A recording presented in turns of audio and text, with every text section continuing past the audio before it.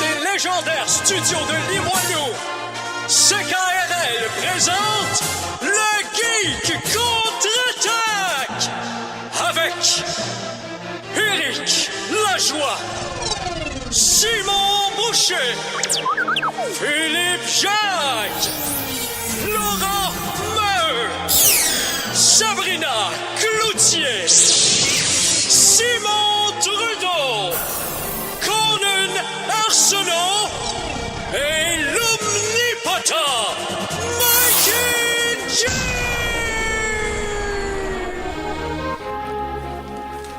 Samedi le 25 avril 2015. Bienvenue à cette nouvelle édition des Geeks contre-attaque. Je suis tout plein d'enthousiasme. Wow, c'est le fun. Ça doit être à cause de la peinture fraîche qu'il y a dans le corridor. Ça t'a monté à la tête. Possiblement, donc. Mon nom est Éric Lajoie. Pendant que je m'en rappelle, je vais le spécifier.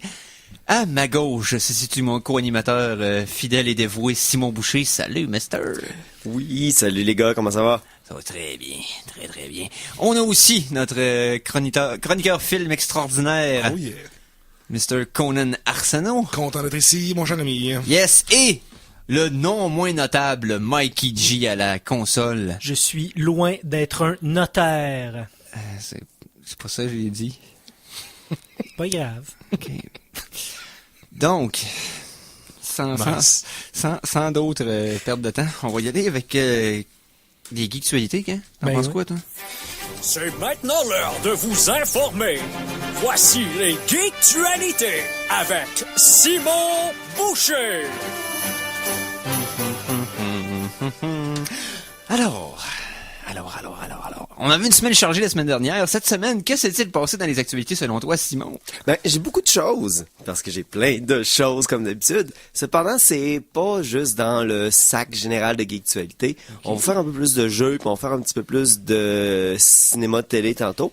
Mais j'ai quand même 2-3 petites affaires intéressantes à amener. Des nouvelles en vrac? Oui, 2-3 vracs avant qu'on passe au plat de résistance. Excellent. Donc, tout d'abord. Oui, on en a parlé de quelques mois parce que, bon, nos services Internet, c'est du vol et on se fait...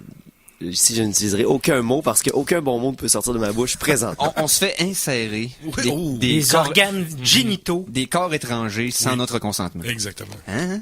Ouais. C'est dit de façon polie. Ben oui, c'est quand même de façon polie. Et on avait comme tous célébré le projet pilote de Google qui avait entré dans certains marchés avec Google Fiber. Ouais, c'est ça, qui arrivait avec dans le fond un Internet extrêmement haute vitesse pour un prix qui était complètement ridicule et même un Internet haute vitesse régulier qui te coûtait uniquement le coût du modem puis des petits frais de mineurs de départ, mais le reste du temps c'était gratuit. Fait que c'était quand même intéressant. Puis là, cette semaine, Google ont fait une continuité à ce projet-là qui est le début de leur service de téléphonie sans fil. Oui. Qui s'appelle Google Fi, qui est qui présentement fonctionne juste sur leur dernier téléphone, le Nexus 6, parce que lui possède une genre de puce spéciale qui lui permet de sauter entre 2-3 fournisseurs de services Internet différents et de se connecter automatiquement sur des services de Wi-Fi prédéterminés à certains endroits. Le but, c'est de créer un réseau constant que s'il n'est pas obligé d'utiliser des réseaux cellulaires, il prend du Wi-Fi, etc., puis il se promène dans tout ça.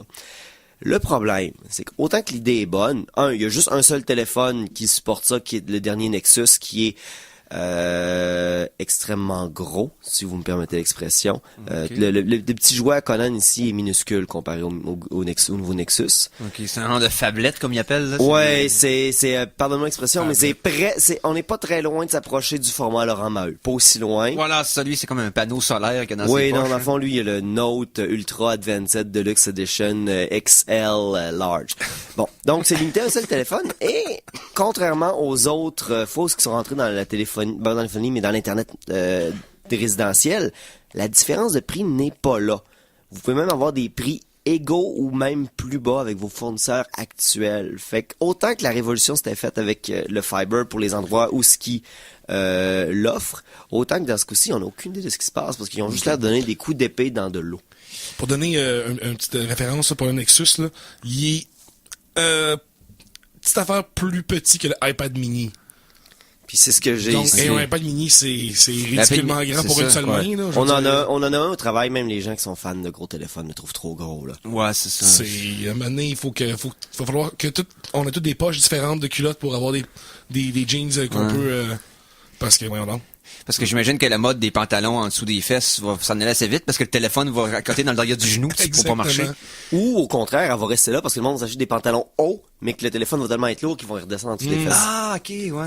Donc, en gros, ici, c'est pour l'instant, ça a pas donné l'effet escompté. Fait qu'on va voir si Google Fi va nous amener quelque chose de Yes. mieux. Mais pour l'instant, non, le monde de la téléphonie mobile ne vient pas d'être complètement, Chamboulé. et oui, Malheureusement. retourné sur son dos comme une tortue sans défense. Et non plus, les geeks contre-attaque ne vous feront plus part de leur opinion sur la mode vestimentaire parce que c'est pas notre... Parce que je regarde C'est pas dans une le spécialité. studio right now, parce qu'il y a juste moi qui est sharp. Oh. ouais, Sharp as a thing that's sharp. Tu m'as vu hier, j'étais très sharp. Non, mais non, Simon est toujours plus sharp. Oui, que- c'est vrai, c'est vrai. Là-dessus, on a des croûtes à manger. Il a dépensé plus de points là-dessus C'est ça. que nous autres. Parce que moi, ça fait pas partie de mes qualités, de la façon dont je m'habille, honnêtement. Là. Il y a des jokes sur mes gilets, pis c'est pas mal tout.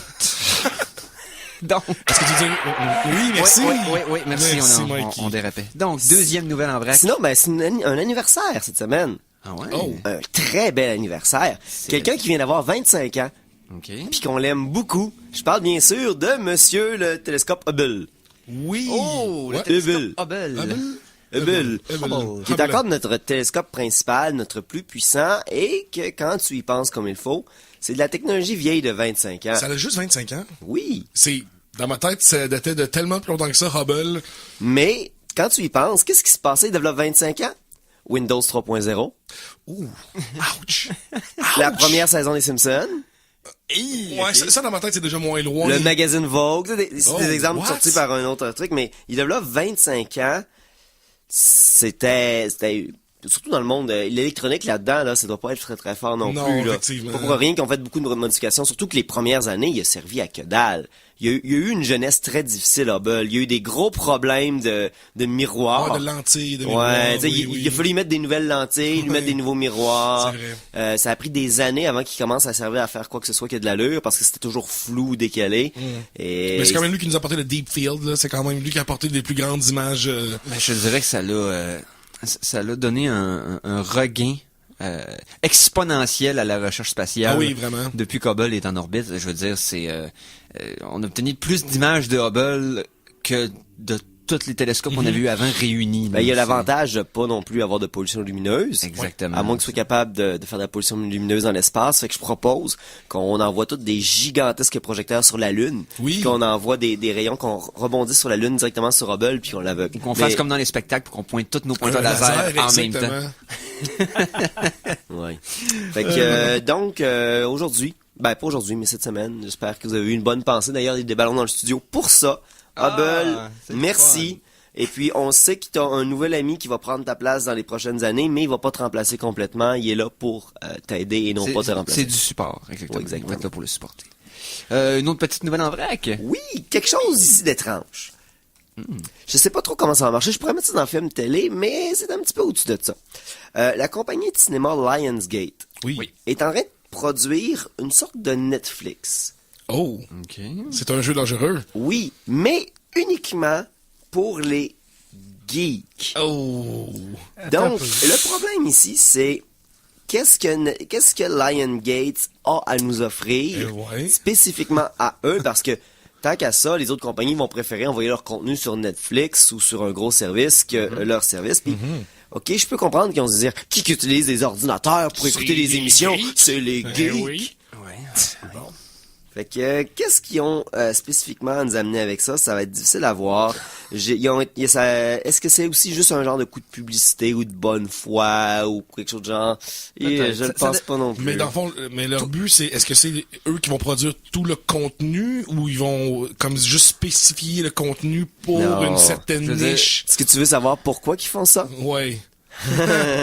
C'est extrêmement moins intéressant.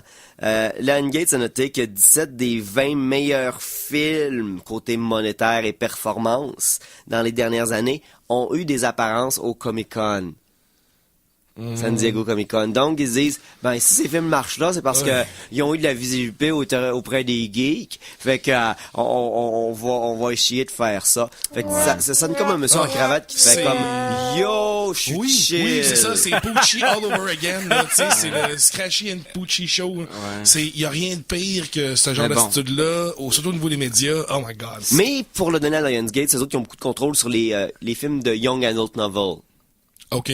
Donc, il y a ça jusqu'à un certain point, mais même là, c'est pas tant geek. C'est juste qu'ils comprennent pas leur marché. Ouais. Mais bon, Lionsgate a quand même un catalogue de films intéressants. Oui, c'est ce que je suis en train de regarder d'ailleurs. Intéressant. Le Dîner de cons, ceux qui ont produit ça. Il y a beaucoup de films européens, dans le fond, qui font le jump, que c'est eux. Beaucoup de... Le catalogue est pas le problème. Le problème va être, est-ce que les contrats d'exclusivité avec, mettons, Amazon Prime ou avec HBO, avec Netflix, vont nuire à la contenu qu'ils vont avoir. À l'accès du contenu, carrément, là, parce que si ils sont capables d'obtenir une certaine... Tu sais, d'avoir un produit qui va atteindre sa clientèle niche, qui essaie de viser, même s'ils ont pas l'air à connaître les geeks si on lui pointait avec un bâton, reste que... Faut voir. Je suis prêt à lui donner une chance, mais c'est parce qu'il faut pas qu'il y ait trop de Netflix non plus. J'aime mieux qu'il y en ait moins, qu'il y ait plus de matériel. C'est ça, parce que ça va faire un précédent de toutes les compagnies de production. On va voir, ben là, on peut le faire nous autres aussi. Hein. On va offrir nos propres contenus sur notre affaire. Quoique, il va falloir s'abonner à 15 Moses de Quoique, faut qu'il y en ait des flops pour défricher, pour savoir dans quelle ligne directrice l'âge d'or de ces services-là sans ligne. Exactement, puis ça va faire à un certain point que juste les quelques qui vont survivre vont ramasser le contenu de ceux-là qui vont mourir, et puis ça va faire 3-4 gros joueurs, parce que là, si à ce rythme-là, si chacun des fournisseurs de contenu veut créer son propre service, là, on n'a pas fini, ça va finir par nous coûter plus cher que le câble. Exactement. Effectivement. Parce que dans le fond, pour équivaloir au câble, il faut être abonné à 4. Dans le fond, 4 services. Ah ouais. Environ, c'est ça. à autour de 10$ chacun, mettons. Exactement. Ouais. Ça équivaut à ça. Fait que pour l'instant, moi, je suis abonné à Netflix, mais j'ai pas Amazon, j'ai pas... Hulu, Amazon et... J'ai pas... Non, j'ai pas HBO, rien. Non, mais c'est tous... On peut tous trouver ça quand même. Mais je paye le câble aussi, c'est ça l'affaire. J'écoute du sport, puis des fois, j'essaie de pogner mes séries à jour, genre Agent of S.H.I.E.L.D. qui passe à ABC, etc. dans le fond. Ouais, c'est vrai qu'il y a des fois. Il y a des émissions qui sont quand même juste sur le câble. Mais en ce que moi, cette attitude-là, ça m'a un peu pensé au genre de... Est-ce que vous vous souvenez, les gars, du personnage de Matthew dans Godzilla, le personnage de Geek? Matthew Broderick. J'ai l'impression là que c'est exactement ce genre de personne-là qui pense que... Tu veux le meilleur exemple d'une caricature de personnage geek? Donatello dans le dernier Teenage Mutant Ninja Turtles. Qui était plus une insulte qu'un hommage. Mais c'est exactement ce genre d'attitude-là qu'ils ont par rapport au monde qui considère gay comme, ben là, c'est tout du monde tellement fucked up que juste qu'ils fassent quelque chose pour eux, c'est grandiose. Ils ont vu la revanche des nerds il y a 30 ans. Oui, puis pour eux, c'était même pas une comédie, c'était un documentaire. Ouais. OK, je pense que on va aller écouter un petit peu de musique. Yes. Mais vous avez parlé de Teenage Mutant Ninja Turtles, le film de Michael Bay. J'ai du stock à parler à propos de ça au retour. Oh. La chanson de la semaine!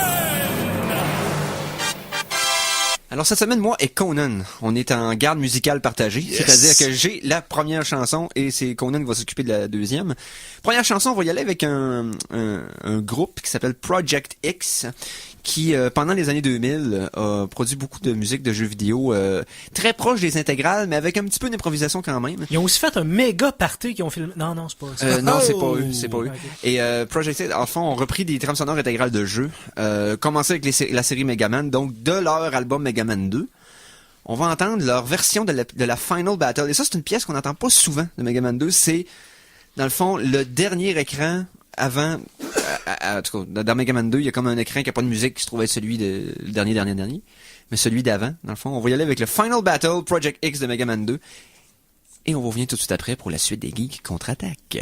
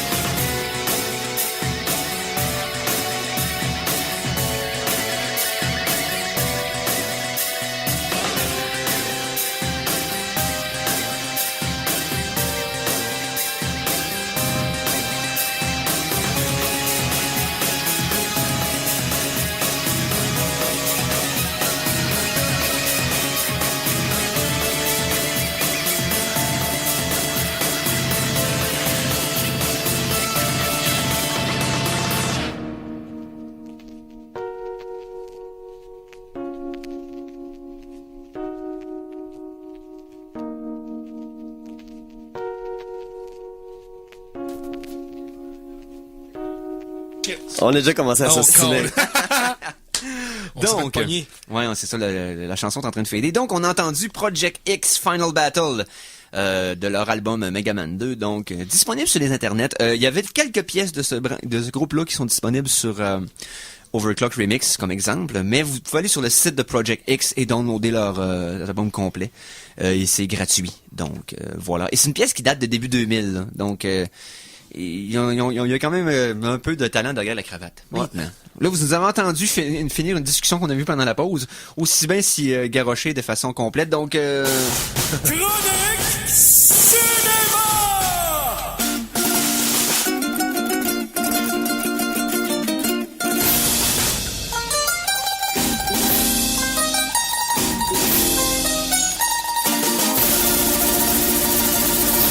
alors, la discussion qu'on a eue, Why Ouais. so tattooed? Oh!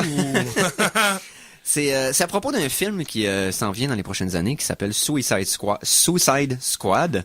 Et là, on parle pas de remake américain d'un film japonais où il y avait 40 petites japonaises qui se garochaient en avant d'un métro. Je sais pas si vous vous souvenez de Ça, c'est le Suicide Club. Suicide Club, ouais, c'est ça, là, qui était comme Oui, vraiment bizarre. c'est proche, c'est proche. C'est proche. Non, c'est un film sur le concept d'un paquet de vilains de l'univers de DC qui, dans le fond, serait engagé par une faction secrète du gouvernement Par américain. engagé, c'est souvent forcé avec des bombes dans le torse. Ouais, c'est ça. Effectivement, forcés et qui sont libérés de façon prématurée afin de créer un certain chaos contrôlé par l'œil secret du gouvernement. Et Ou l'Illuminati, prendre des whatever. ennemis trop méchants. pour Ouais, les c'est ça. bons. Ou régler des C'est situations que la personne qui va y aller va probablement mourir, donc aussi bien envoyer des criminels insane. C'est ça. Hein? Donc, ce qui est encore un concept intéressant de comment l'univers des super-héros, à l'extérieur des super-héros, gère le concept des super-vilains.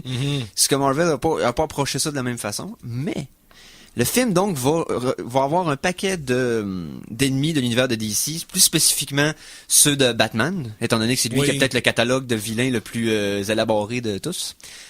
Et la première photo officielle du nouveau Joker, incarné par Jared Leto, est sortie cette semaine. Et Je l'ai mis devant vous, les gars. Oui. c'est ça. Prenez On l'a- un bon regard et un grand c'est respect. ça. Je Est-ce suis qu'on capable l'avait de- posté sur le page Sur de le- contre-attaque? Oui, il me semble qu'il était posté vraiment des heures après qu'il était posté online. Là. Ouais. Il est sorti cette nuit, fait que probablement que notre geek de nuit, Phil, s'en est occupé. Mais Oui. je vais aller vérifier pendant que Mais- vous commencez oui, à jaser. il me semble que C'est oui. ça. Donc, et c'est un look particulier. Et Oui. là, on n'est pas d'accord entre nous trois sur qu'est-ce qu'on en pense et qu'est-ce que ça amène comme potentiel. Alors, je vais laisser commencer Conan. Ouais. D'ailleurs, avant qu'on commence à la maison, si vous n'avez pas vu l'image, Allez, prenez le temps de la voir. googlez-la très rapidement, vous allez la trouver Ouais, facilement. Jared Leto, Joker, vous allez trouver ça Parce très que facilement. vous avez besoin du support visuel pour comprendre ce qui va se passer. Oui, parce qu'on va vraiment discuter en détail de l'apparence visuelle. Oui, effectivement, il est sur notre page. Il est sur notre page Facebook, donc des contre-attaques. Première impression pour Conan. Moi, honnêtement, je sais pas, je suis un peu mitigé. Je suis pas tout à fait pour, dans le sens que c'est pas ce que j'aurais pensé qui serait sorti de cette production-là. En fait, le seul gros problème que j'ai, c'est même pas nécessairement les tatous, c'est ce qu'ils sont, là, comme le damage dans le front, c'est... Comment pas amener quelque chose avec la subtilité? C'est exactement ça. Moi, ce que j'aime, c'est la petite larme sur le bord de l'œil qui est en réalité le J de Joker. Ah, pour vrai, tu vois, j'ai même pas remarqué ça. Mais Ouais, ça, non, c'est une celle-là affaire m'a que marqué. il y a son propre logo sur lui, là. C'est son rire qui est écrit pareil que dans les... Je comprends, c'est un throwback, mais c'est un petit peu trop grossier. C'est un, Ouais, c'est un c'est petit ça. peu ça que je trouve que j'ai l'impression qu'ils vont rester à côté de la shot. Puis en plus, j'ai vu quelqu'un qui avait un commentaire que je trouve ça quand même assez brillant. Il disait, ce que j'ai peur de voir, ça va être les imitateurs de ça, comme dans la vie de tous les jours, les petits jeunes qui font semblant qu'ils sont ça. Parce que quand le monde imitait Heath Ledger, fallait juste que t'aies l'air un peu creepy pour donner le sens que t'étais peut-être un peu fucky. Ouais, Mais la là, ça fois, va être, c'était loud. le Joker, c'est comme s'il était dans Nirvana avec Heath Ledger. Ouais, c'est ça, tu sais, c'était plus une espèce de, tu sais qu'il est pas fiable, mais tu sais, bon, il est quand même subtil. Là, être loud et être bruyant et stupide et crier du rire et c'est facile. Si Tout vous le monde- permettez l'anglicisme, ça a l'air vraiment d'un hooligan. Ouais, le c'est fond. ça. Mais Moi, non, je trouve que c'est plus un juggalo. ouais, c'est un... Ouais, on Mais dirait c'est un qu'il a fait peu de le hot topic, c'est Ouais. vraiment ça. C'est On vraiment ça. dirait un hipster qui a fait de la prison. Mais, bon, Simon? Ça me proche ce que Colin a dit, mais ça me rapproche vraiment comme le J en larmes me touche énormément, mais c'est les grands tatous de sourire dedans, alors que lui, il y a des... tu sais, on dirait que c'est comme... on prend les 10 images les plus iconiques du Joker, puis on les met dans le même bonhomme, Ouais. mais pas en tant que personnage, Non, sur lui. Sur lui. Parce que c'est ça qui est, tu sais, ouais. On est imprimé dessus. C'est comme s'il avait été marqué sur lui, I am the Joker, Tu sais, I'm insane, ça marcherait pas. J'enlève rien à Monsieur Leto. Je suis sûr qu'il va Je suis sûr probablement qu'il va faire être, un très bon brillant. job avec Sia, mais la question c'est aussi, ici, je suis triste de dire ça, mais c'est une vision du Joker un peu plus comédique et extrême, alors que tout le reste du DC Universe, c'est comme, on est noir, mes parents sont morts, il fait sombre, mes parents sont morts dans le noir, dans le noir. Imagine ce gars-là contre Batman Affleck. Ouais, Batfleck. Puis Ok, les gars. Batman Affleck aussi, qui a supposément 40 et champs, puis le Joker qui a l'air d'être un adolescent de 15 ans. Ça fait aussi c'est comme, il a pas eu sa retraite à cause du Joker. Il y a quelqu'un qui a pris l'image du Joker puis qui a enlevé les tatous. Moi, je trouve que ça fait quelque chose d'intéressant, mais je trouve qu'il y a quelque chose qui manque quand même. Ouais. Sans les tatous, on dirait qu'il sort d'un asile psychiatrique, alors qu'avec les tatous, on dirait qu'il sort d'une prison. Ouais. Mais Une très mauvaise prison. je vais y aller avec mon avis personnel. Moi, je pense... J'aime mieux sur les tatous, perso. Les souliers à chaussée étaient énormes. Je veux dire, Oui, la oui, performance de Ledger va être légendaire pendant encore quelques décennies. Même Nicholson. Puis même Nicholson.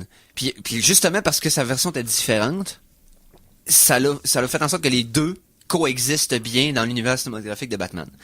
Maintenant, est-ce que lui va être la troisième roue d'un vélo ou va être la troisième partie d'une Triforce, là?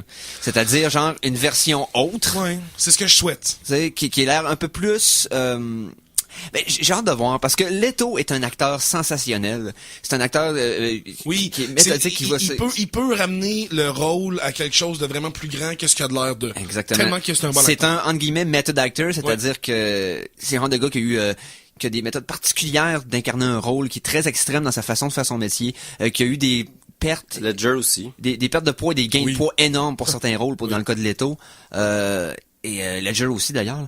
Mais donc, d'un, ce qui est le fun, c'est que on s'entend-tu que dans l'univers des Batman, on n'a jamais lésiné sur le casting des acteurs. On a toujours des acteurs qui avaient Oui, c'est vrai. un style très exacerbé, très poignant. Parce que Nicholson, à cette époque-là, était énorme dans l'univers du cinéma. Nicholson, c'est un icône. Il volait le film comparé à Batman. Exactement. là, on se Et souvient Ledger serait devenu un acteur légendaire s'il avait survécu à ce film-là.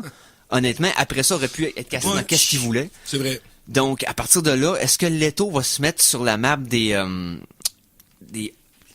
acteurs de premier plan? Peut-être pas. Ça va dépendre du script, ça va dépendre de la façon que le personnage est amené. Parce que aussi, ce que je trouve qui est bizarre, c'est que ce qu'on voit là, c'est quelque chose qui fit pas du tout dans tout le ton que DC a essayé d'amener depuis le début, que justement, Dark, il pleut, j'ai la peine, à part pour Green Lantern, et ça l'a complètement... Mais ça fait pas partie de leur officiel Ouais, c'est ça. nouveau univers cinématique. Mais C'est ça qui me c'est parce que tanne. ça n'a pas marché. Si ça avait marché, je te garantis qu'il aurait dit c'est canon, puis ça fit dans nos affaires. Mais ce qui me tanne là-dessus, c'est que vraiment que je repense ce que j'ai dit tantôt, le fait, le vieux Batfleck contre le jeune Joker, j'ai comme un feeling qu'éventuellement, si Batman est pour avoir des films à lui-même et que le Joker est là-dedans, on va avoir un recast. Oui, parce que le vieux Batman de Batfleck est une montagne comparé à ce petit Joker-là qui a l'air plus un... Il va faire un dépanneur pour s'acheter de la bière. Pour ça, j'ai de la PAPS. Ouais, exactement. Plus que nécessairement un gars qui va peut-être juste te couper la gorge. C'est parce que tu ça, passes au lui, il va au dépanneur, il vole de la PAPS, il te fait une joke en sortant, puis sa joke, c'est comme « Ah, mon couteau t'a glissé dedans! » Puis il s'en va. Ouais. Mais peut-être qu'on le fait plus meurtrier, peut-être qu'on le fait plus psychologique. J'espère. Il y a pas le choix. J'ai vraiment hâte d'avoir... Moi, je suis curieusement intrigué. Ouais, moi Ben, aussi. Oui, je vais lui donner sa chance. Mais là, la seule manière de le faire fonctionner dans cet univers-là, c'est pas de le faire violent, c'est de le faire ultra méga violent. Oui, c'est ça, à ça. un niveau que ça en est même plus drôle. C'est ça. Faut vraiment qu'il soit un danger pour chaque personnage qui est dans la même scène que Non, lui, constamment. Pour tout ce qui existe puis qui est pas mort, qui est C'est pas ça. déjà mort ou qui est pas destructible dans un rayon de 900 km. Ouais. Puis j'ai peur qu'ils ont pas le choix d'aller trop loin. C'est ce qu'on va voir. On Moi, va voir. il m'a donné une vibe, entre guillemets, de ceux qui connaissent l'univers de White Wolf, Vampire, la Mascarade et tout ça, les Malkavian. Ouais. La façon que le clan Malkavian est amené en tant que vampire, ça me donne cette... J'ai un petit côté toréador où c'est trop esthétique, son Ouais, affaire. c'est ça. On va voir. Regarde, C'est Je suis très d'accord. calculé. Je suis d'accord. on va voir. Mais bon, Fait que, opinion partagée. Mais c'est ça, il crée d'opinion, c'est ce qui est important dans le fond. Exactement. Parce que c'est ce que DC veulent, c'est faire un buzz qui soit le plus polarisé possible, c'est la meilleure affaire qui peut faire un film. Faut que le Joker ait une opinion polarisée. Oui. On avait le même genre de discussion avant qu'on voit The Dark Knight. Oui, Ledger était très controversé comme casting quand il est arrivé parce qu'il avait juste fait des films de filles. Et là, on était tous, regarde, on était et même complètement... la première image du Joker de Heath Ledger, le monde n'avait pas vraiment aimé. C'était comme juste sa face en gros plan, qu'on voyait un peu les cicatrices. Avec comme, le pourquoi si sérieux. C'est pas ça le la première, même pas, il y avait même pas. C'est juste la moue, avec la bouche cousue. La bouche un petit peu cousue, mais je me souviens très bien, la réaction avait été relativement négative, là, sur Internet. C'est comme bon, là, ça va être le cowboy gay, qui, c'est vrai, il sortait de Brokeback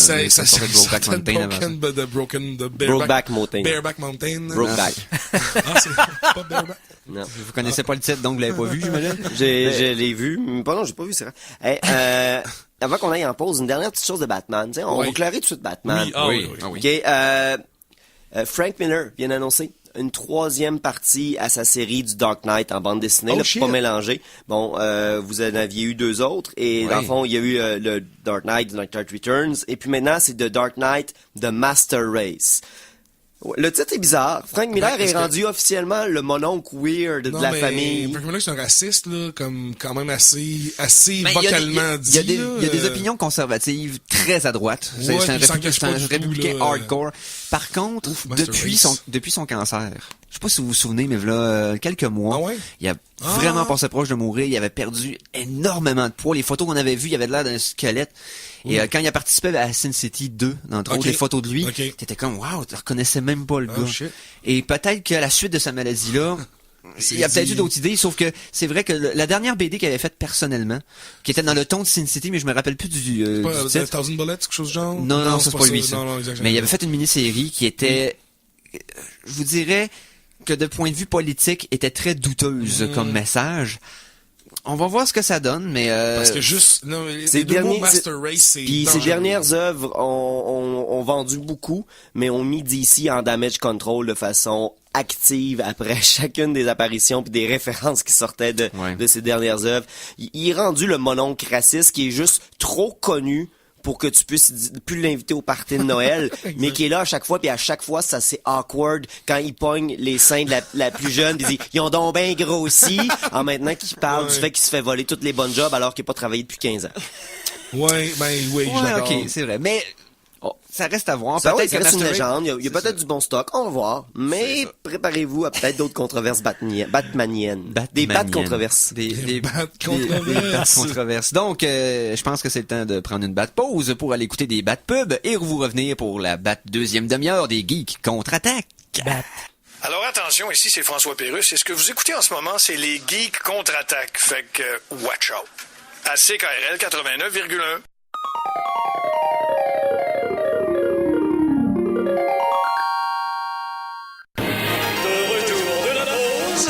Revoici les Geeks contre-attaque!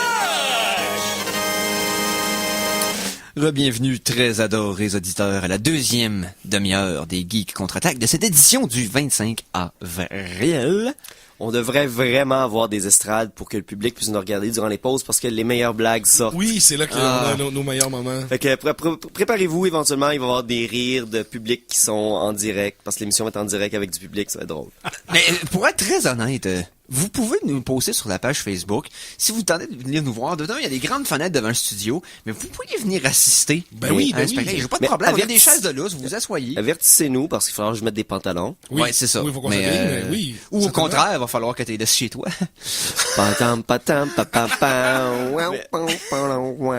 Donc, c'est une possibilité si ça vous tente. Ça a déjà arrivé. On a eu du monde qui sont venus nous voir, puis je sais pas si on est aussi spectaculaire visuellement qu'auditivement. Ça, c'est vrai, non. Sachant qu'il va y avoir des gens pour vous. Ouais, c'est ça. T'es trop sharp. Trop sharp pour la classe. Je suis sharp à l'os. Yo, man. Ouais, t'es aiguisé comme un couteau. Donc, deuxième demi-heure, on parle de quoi, boys? Ben, je pense qu'il y a quelqu'un qui veut te parler hein? Hey, il y a quelqu'un qui veut parler. Fait qu'on va le laisser parler. OK. Je sais pas, j'ai pas entendu. Ah oui. Après Conan le barbare, Conan le destructeur et Conan le bibliothécaire.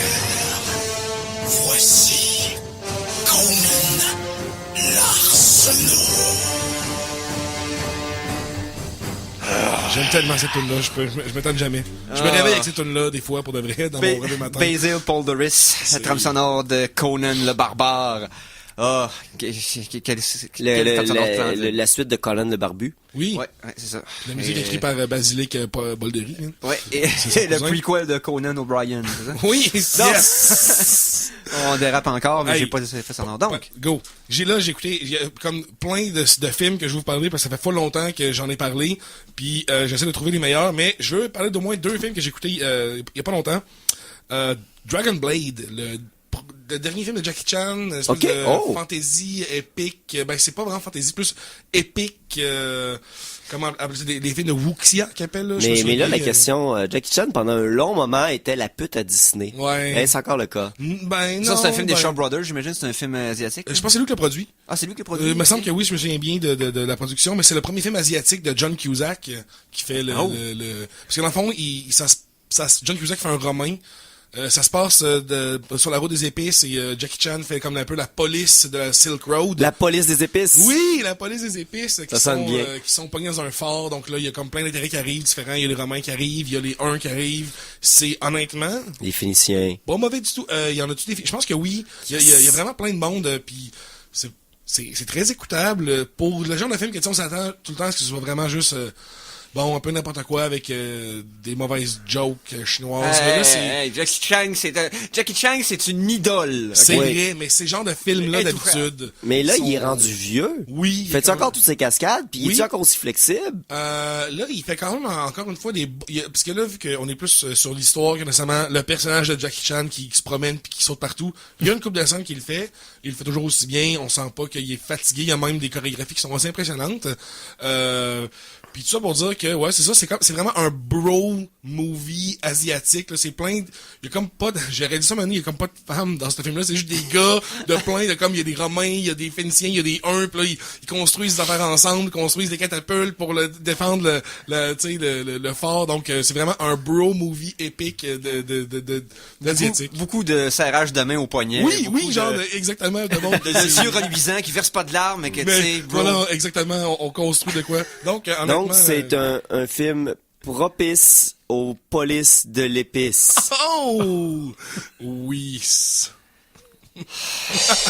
J'essaie de mettre bro là-dedans, mais Non. on va dire Donc, bro-pice au Ça a été bro. un bon 7 sur 10 pour moi, quand même. Une Ah, belle bon. surprise, puis je le réécouterai.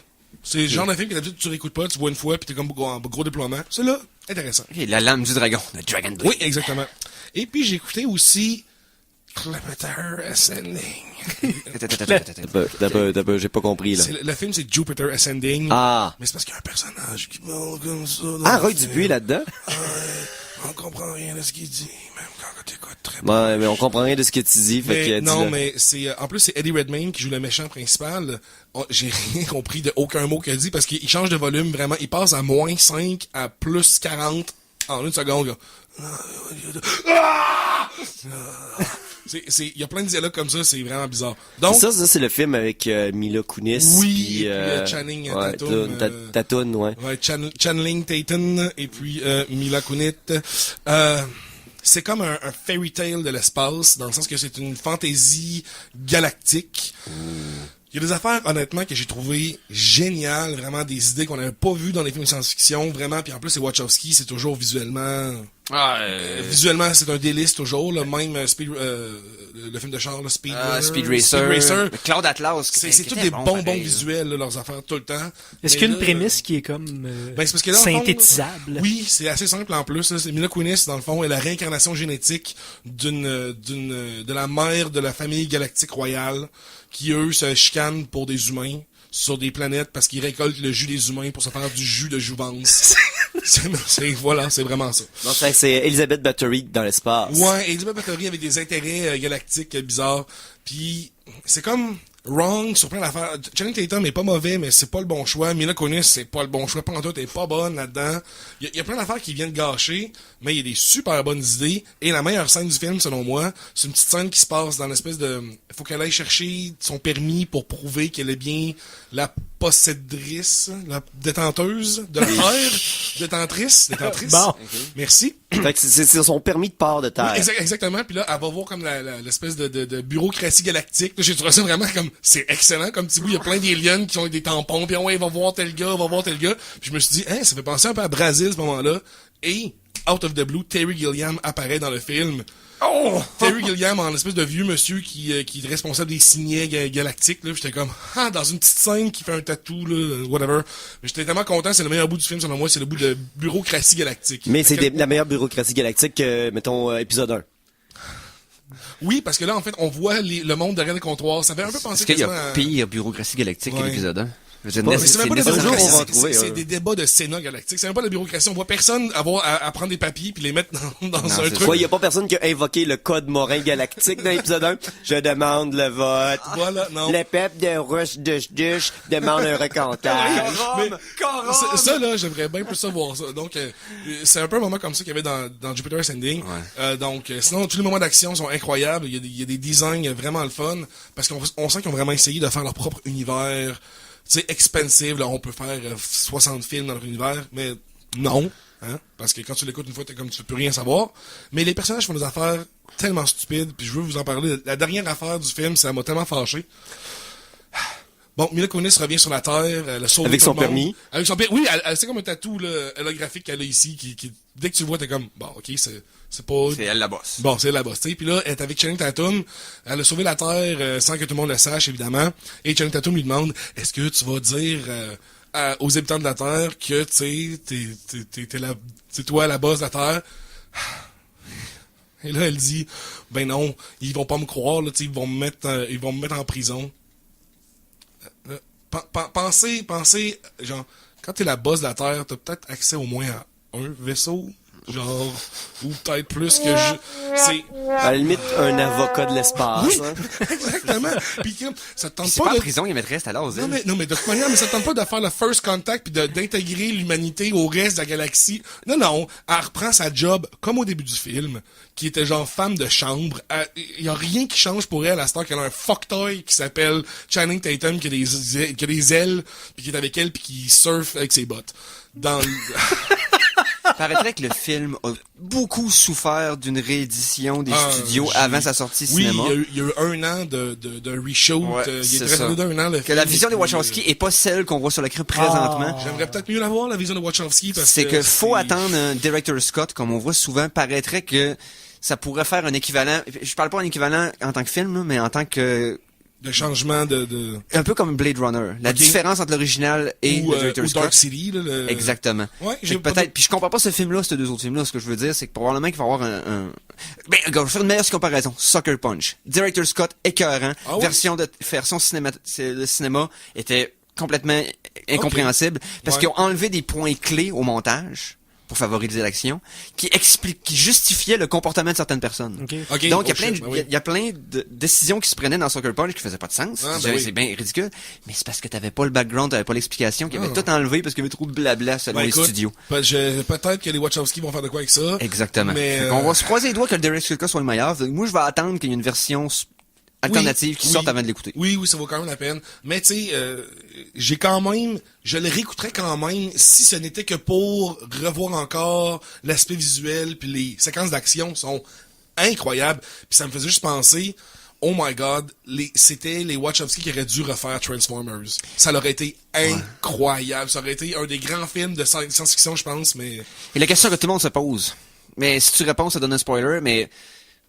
Essaie d'être subtil. Est-ce que Sean Bean meurt encore? Oh my god, c'est quoi? C'est la première fois. Oh my god! C'est la question que j'ai posée dès que je l'ai vu, comme, est-ce que Sean Bean survit à ce film? Puis je vous dirais qu'il faut que vous l'écoutiez pour savoir. Même t'en as déjà trop dit. Mais, Bon. Je pense qu'on va se remettre de l'émotion. Oui, avec la deuxième pause musicale. On parle encore de cinéma, bien sûr. Yes. La chanson de la semaine 2! Là, c'est Conan, là? Oui, il va m'apporter quelque chose. Et sur la page, je l'ai mis sur la page des geeks. Excuse-moi, moi qui, je t'ai pas... C'est le pas préparé. Ouais, exactement. Mais c'est ça. Donc, on parlait de ce film qui est sorti au cinéma. Mais je peux vous parler un peu du futur. On vient de se faire confirmer que Furious 8 sera sorti en avril 2017. Rapide et dangereux 8. OK, sans Paul Walker, oui. Ben oui, c'est fini Paul Walker. Ils ont eu son fantôme, ils l'ont fadé out, là. Ben, Sinon, les suites de 50 teintes de gris s'en viennent en 2017-2018. Ça a marché. Ouais. Fait que le futur du cinéma n'arrêtera pas pour autant. Ben, l'idée avec 50 nuances de gris, c'est que c'est un film qui est très, très, très cheap à produire. Ouais. Ça veut dire que ça coûte pas beaucoup de sous à faire le film, et ça rapporte énormément. Je veux dire, c'est une... Hey, c'est vrai, je vous avais promis quelque chose avant la première pause. Donatello. On avait parlé de Teenage Mutant Ninja Turtles Oui, 2. c'est vrai. Rapidement de même, le film va avoir son Baxter Stockman. Oui, c'est vrai. C'est qui déjà l'acteur? Attention, mais nommé? attendez-vous pas que ce soit une mouche rousse, parce que l'acteur, Oui. c'est Tyler Perry. Oui, c'est vrai. Donc- Ça fit, c'est les lunettes, me semble, les lunettes. Ouais. Tyler fit. Perry. C'est le Tyler Perry, c'est l'avocat dans Gone Girl, sinon c'est Madea, c'est tous les mauvais films de Black. Il joue un amiral dans Star Trek. Ah oui? Ouais, c'est l'image que j'ai devant moi. Ok, je pensais que c'était lui le gars de Deep Space Nine. Mais bon, Non, bref. c'est pas Cisco. Par contre, les qualités d'acteur de Monsieur Perry depuis quelques années sont très, très, très mises en doute. Ouais, mais il était bon dans Gone Girl. Ok, moi j'ai pas vu Gone Girl. Il fait mais- l'avocat de Ben Affleck, il était super bon, il était très juste, mais quand il est dans ses propres films, il est insupportable. Hey, parlant de Ben Affleck, il va y avoir une deuxième saison de Daredevil. Netflix. Oui, Netflix Ça, c'est enfin, officiellement signé. confirmé. Yes. Puis sinon, parlant de séries télé étranges, Paramount essaye de faire une série télé de Galaxy Quest. Oui, j'ai entendu parler de ça. Galaxy Quest, qui est beaucoup de fans de Star Trek, est le meilleur film de Star Trek qui s'est fait. Exactement. Et qui est le meilleur hommage. En tant qu'hommage à une source, une série culte, il se fait pas mieux que Galaxy Quest. Et c'est écœurant des deux bords. L'original est très bon, la traduction est très bonne. Puis en tant que film, ça se tient tout seul. Oui. Mais en tant que film hommage, parodie à une institution, ça se tient très bien écoutez. aussi. Fait que, mais est-ce qu'on peut amener Galaxy Quest en série télé? Je le sais pas. Ça fait plusieurs fois que les gros studios tentent de le faire. Mais là, Paramount, paraîtrait-il, sont sur le bord de réussir. Puis à ce moment-là, est-ce qu'ils vont recaster les acteurs? On s'entend que Tim Allen n'est pas très occupé ces temps-ci, mais est-ce que Sigourney Weaver reprendrait son rôle? Est-ce que Alan Rickman s'en irait à la télé? Je sais pas, parce que le casting était splendide. Sam Rockwell. C'est le casting qui faisait toutes les bonnes Sam jokes. Rockwell, son red shirt. Ah, c'était écœurant. Il voulait jamais y aller. Non, j'irai pas sur la Guy, mission. ça s'appelait Guy. Ah, oui. Je meurs dans l'épisode 7. Ah, c'était Oui. écœurant. Bon, Ah. là, alors, je pense que Mikey a eu le temps de cuer la toune. Alors, Yes. la Donc, deuxième toune. présente-nous la deuxième pièce. Oui. Alors, les gars, c'est le retour de David Hasselhoff au micro. oui. Pour le film qui s'en vient Kung Fury. Le film qui va sortir sur YouTube gratuitement, là, Exactement. l'hommage aux années 80. Exactement. Donc, il a fait un vidéoclip avec ça. Ils l'ont intégré dans les frames du film, là. C'est vraiment de toute beauté. Le clip Et- est splendide. On l'a mis sur la Oui. cage des Geeks contre-attaque la semaine dernière, je crois. Ouais. Exactement. Donc, on envoie ça. Victorious, si je me trompe pas. C'est quoi le Victorious? True Survivor. True Survivor. True voilà. Survivor de David Hasselhoff, trame sonore originale de Kung Fury.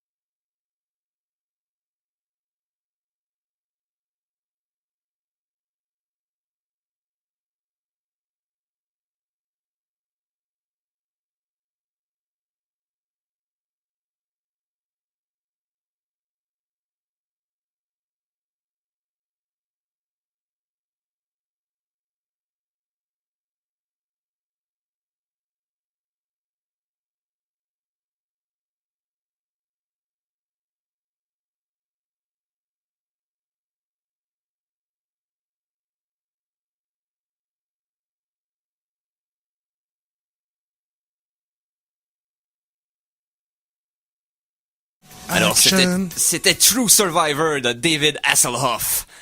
I got your permit right here. Et dans le fond, la bande sonore du film à venir, Kung Fury, qui va durer une 30aine de minutes. Oui, c'est un court-métrage de plus. Et un court-métrage, mais que les effets sont comme... Je suis vraiment, honnêtement, je suis comme profondément jaloux de ce genre d'affaires-là, parce que je me dis, avoir le talent, c'est ce genre d'affaires que maudit que j'aimerais ça faire. Qui a produit pour 5 ou 6 000 $ plus son Kickstarter. Ouais, exact. Et non, ça va être le fun. Ça va juste être du fun à voir. C'est à la Danger 5, à la... gros hommage au film du passé, ça va être écœurant. Ouais, j'ai bien hâte de voir ça. Donc, on finit l'émission avec quoi, messieurs? Moi, j'aurais peut-être quelque chose de ludique. Oh! De ludique. Ah, parce que le reste était très sérieux. Oui. Chronique jeux vidéo. Ça fait longtemps qu'on n'a pas parlé de jeux vidéo. Oui, je sais. On a comme un peu passé à côté de la sortie de Bloodborne. On vous en a pas parlé beaucoup. Mais moi, j'ai pas joué encore. Mais Moi non plus, c'est pas mon genre de jeu. C'est toi qui devrais en parler. Ouais, je sais. Fait faut que, que je joue, là. on va se faire un Kickstarter pour que tu puisses te l'acheter. Mais les critiques sont très positives. Selon l'avis de plusieurs professionnels, c'est probablement le meilleur jeu qui est disponible sur le PS4 Parce que présentement. j'ai vu moi aussi, là, c'est très très positif. Donc, on va vous en parler quand on va avoir joué, j'imagine. Ou, Ouais. Première petite chose. On va faire un petit lien, parce que je trouve qu'on parle trop de Marvel ces temps-ci. On va en parler une dernière fois, parce que ça, on n'en parle jamais assez. Il y a eu une grosse annonce cette semaine.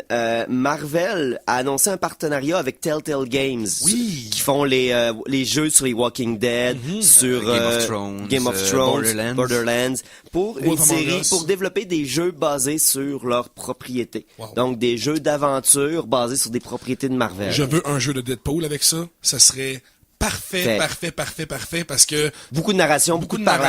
narration, Deadpool qui arrête pas d'interrompre ton joueur, ton gameplay. Ouais, ça serait Les magnifique. commentaires, parce que tu sais, tu observes des objets ou Oui. t'interagis avec des choses, fait que là, il pourrait faire des jokes de chachamingas, de faire comme ça, Ça tout le temps. serait magnifique. Je rouvre une petite parenthèse. Tout ce qui sort à date sur le film de Deadpool qui s'en vient est vraiment délicieux. J'ai vraiment hâte de voir ce que ça Moi va aussi, donner. de plus en plus. Fin de la parenthèse. OK. Fait que ça, c'est ça. Fait qu'on va voir qu'il n'y a aucune propriété C'est ça, d'annoncer. il y a rien encore, Non. il y a pas de jeu annoncé. Fait que préparez-vous parce que ça peut être quand même hit or miss. Il paraît que le jeu de Game of Thrones est moyen, mais le jeu de Borderlands, Exactement il ça, touche j'allais dire, la le note. Game of Thrones, il est super plate, mais justement, je pense que c'est un de leurs seuls vraiment gros miss, ça, c'était Game of Thrones. Ouais. Parce Par que, contre, bon, les acteurs originaux faire leur voix, Oui, puis j'imagine oui. que ça va peut-être, après 2-3 épisodes, ça va peut-être comme s'en aller vers quelque chose c'est parce que d'intéressant. le ton de Game of Thrones, ça pourrait être beaucoup moins ce genre de Ouais. jeu-là. Beaucoup moins. C'est plus difficile. Ouais. Ok. Bon, mais cette semaine, c'est passé quelque chose de bizarre. Toi, Eric, tu vas peut-être pouvoir nous en parler un peu plus. À partir de maintenant, Steam ont permis la vente de mods pour certains jeux, puis ils ont commencé avec Skyrim. Oui. Donc, le procédé, c'est que tu peux faire un mod, puis le vendre. Et puis, bien sûr, l'Internet a pris en feu. Oui, pour des raisons, je dirais, logiques. Oui, ben en tant que tel, que les gens chargent pour du contenu qu'ils font, il n'y a aucun problème avec ça. Mais le problème avec la communauté des mods, c'est que souvent, il y a une gigantesque interdépendance entre plusieurs mods. Il y a de la réutilisation de contenu faite par d'autres. Et bien sûr, il y a juste l'Internet qui est l'Internet, puis qui font des trucs du style patate en or, qui permet d'avoir une patate en or à une place. Puis elle a absolument rien d'autre qu'être une patate en or, puis ça vend quand même 10$. Ou le très maintenant célèbre Gabe Newell's Genital HD Resolution à $100. OK, bon. Le problème qu'il y a avec ça, c'est que de un, le côté des mods, en fond, de tous les ajouts de modifications que les fans vont créer pour ajouter au jeu.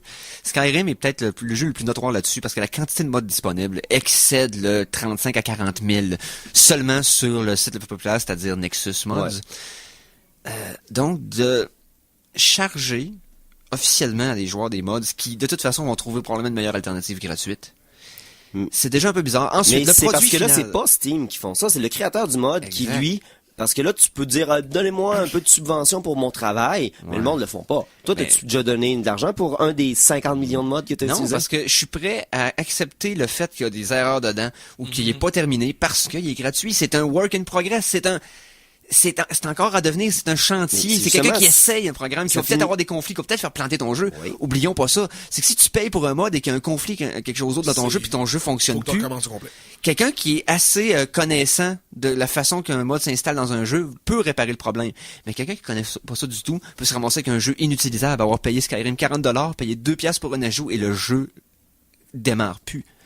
Donc, de charger de l'argent pour ça, qui peut être une mine de problème, parce que les gars chargés de l'argent pour faire leur mode sont pas automatiquement plus professionnels dans leur travail que Non, ceux qui chargent rien. non, exactement. Mais il y en a moins dangereux que d'autres. Exemple ici, le Chicken Companion à 50 sous, qui fait que t'as un poulet avec un casque ainsi que un sac à dos qui te suit, et puis qu'il y a des VO de chicken rajoutés, puis que lui-même ne prend pas la place d'un de tes compagnons, il fait juste te suivre, puis être cool.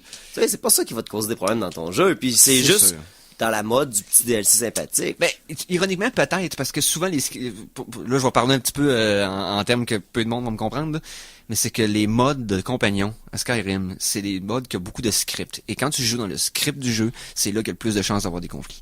Il y a des modes qui jouent pas dans le script. Les modes qui vont altérer la température, c'est rare que, tu sais, le visuel. Les environnements. Les environnements, le textures, visuel, c'est ça. ou, Exactement. Texture, environnement, tout le visuel, c'est safe. joue pas avec les scripts. Mais quand tu commences à jouer avec les scripts de qu'est-ce qui arrive si telle Ouais. chose arrive, tu peux créer des là, tu conflits à peux, des places ouais. que t'as pas idée et Je que, y a rien qui marche. Je connais un mode, moi, quand même. Il est excellent. Ah, c'est oui. c'est un mode qui change l'humeur. Je voudrais voir ça. C'est tout feu, tout flamme, le nom Oh. du mode, puis c'est Brice qui l'anime. Ok, puis ça change même le- Ça change l'humeur pour du positif, là, Ouais, vraiment. Ça là, change on- même l'animateur. Ça change Ouais, l'animateur, ça c'est change, malade. ça change pas mal d'affaires. Ben, c'est parce que, ouais, il était 57, donc c'est la fin des programmes. Ben oui. Hey, la fin des programmes pour nous, bien sûr. Donc, Brice qui suit avec Tout Feu, Tout Flamme.